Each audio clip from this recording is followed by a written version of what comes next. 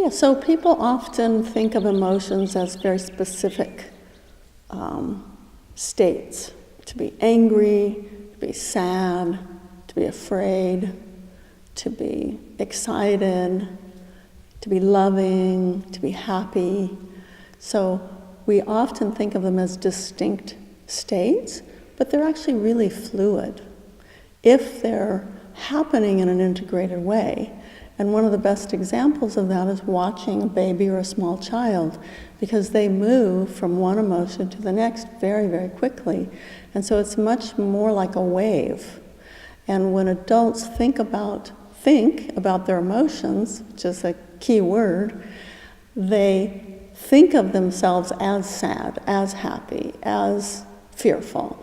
And oftentimes our self-image is wrapped up in an emotional conceptualization of the emotional state and our identity.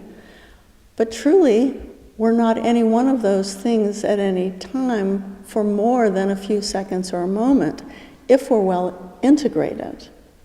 So people do get stuck, and they become very habitual in their emotional states. There's really no need for that other than habit and belief system. So people start to say, oh, I'm a sad person, I'm a fearful person, I'm a happy person.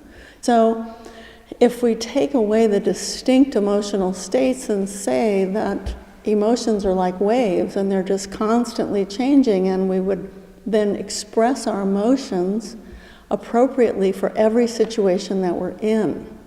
So we're happy, we're at ease, we're communicating. If somebody makes a loud noise, we're startled, we're surprised, or we're frightened, and then we go back to this state, you see. Or we hear some news that makes us sad, we cry, and then we come back to being calm and related again to ourselves or to the person around us.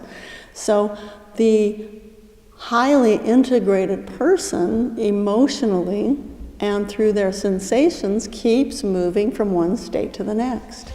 And they're very alive, and they're more animated because they don't confine themselves to particular states of emotion.